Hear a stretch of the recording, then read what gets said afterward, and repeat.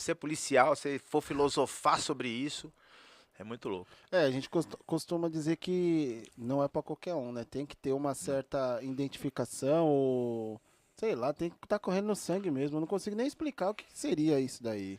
Tem uns caras que é funcionário público, né, cara? O cara entra na polícia lá pra cumprir um horarinho, tal, bumbo no pé direito sempre, né? Não se dedica tanto. Você também tem. Tem, né? Mas toda área, né? Toda área tem, mas a grande maioria é aquele cara que tá agora, nesse momento, trabalhando com uma pistola .40, não pode ter uma calibre 12 dentro da viatura, não pode ter um fuzil, não pode ter nada. É só a 40 dele e ponto final, cara. E daí é complicado. Você tem um bastidor aí, cara, que a sociedade também precisava conhecer. Infelizmente, não é com reclamo que a gente vai conseguir a mudança. É com o sistema de governo mesmo, com a política de governo, porque você tem um bastidor dentro da polícia que ninguém conhece, sabe? É complicado quando a gente vai falar, porque se eu for entrar no tema, você vai falar, pô, cara, às vezes a polícia dá um tapa na cara de alguém aí, mas ele já sofreu esse tapa dentro do quartel umas 20 vezes, você entendeu? Às vezes ele só reflete aquilo que ele passa, a opressão que ele passa lá dentro. Mas isso é um assunto que se a gente fosse aprofundar, você, pô, é verdade, cara. Até o ano passado, o policial era preso. Ficava preso. Então como é que um cara que vem trabalhar, vem cumprir o seu trabalho é preso? Sabe, é preso às vezes porque não engraxou a bota, é preso às vezes porque prestou continência e o dedo estava aberto. Nossa. É complicado isso. Quando você diz que o cara chegou a ser preso, é por esses motivos. Motivos banais, alguns motivos são graves, outros são banais. Então às vezes o cara fica 15 dias dentro de um quartel, preso longe da família dele. Hoje, em pleno século 21, 22 aí, você ter esse tipo de situação. Veio, logicamente, uma reforma nisso, e desde o ano passado, janeiro do ano passado, não tem mais aplicação desse tipo de pena privativa de liberdade que antes existia. Então é ruim isso, cara. É ruim isso. O sistema todo precisava mudar para que a gente tivesse uma polícia com muito mais empatia com a população.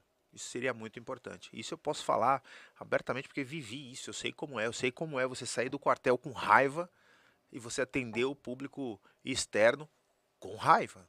Porque a raiva não passa assim imediatamente, cara. Então é muito louco.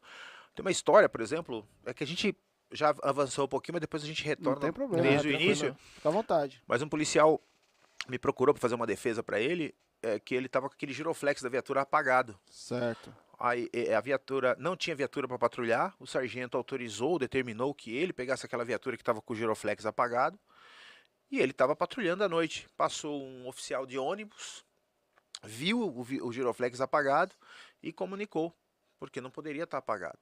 E aí veio aquela comunicação para o policial e ele, pô, mas eu vou responder por isso, o cara mandou eu trabalhar com a viatura e eu vou ter que responder. Instauraram um processo administrativo para ele, que tem custo esse processo. O processo tem um custo. Papel, é alguém que está ali movimentando, então tem um custo isso. Instauraram para no final dizerem para o cara, para a administração, não, mas ele estava autorizado. Mas esse mesmo cara, antes dele ser, por exemplo, absolvido por inexistência do fato, esse mesmo cara vai pra rua no outro dia com aquela acusação dele, com a notificação que o giroflex dele não estava funcionando.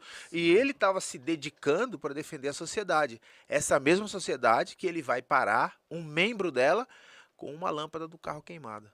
Ou seja, se não tiveram bom senso com ele, com o giroflex, como é que vai cobrar bom senso com ele, com uma lâmpada que está queimada de um carro? Então ele vai apreender o carro, ele vai tratar aquela pessoa da mesma forma como ele foi tratado. Então a gente precisa se preocupar muito com isso. Entendeu?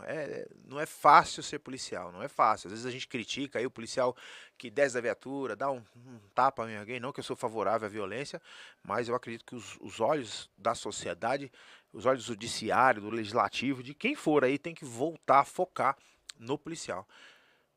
Eu costumo também dizer, cara, e avisar seu irmão ali que eu não vou ficar 4 horas aqui falando, que não, ele mas vai embora daqui a pouco. O problema não é falar 4 horas, o problema é a gente conversar 4 horas pra ninguém ver. Esse é o problema. Falar... 4 a 5 horas. Ô, louco, mano. Fala aí. Então... Se ele cair manda dali... bala neles, não? neles. Se ele cair dali é normal, viu? De vez em quando dá umas piscadas mesmo.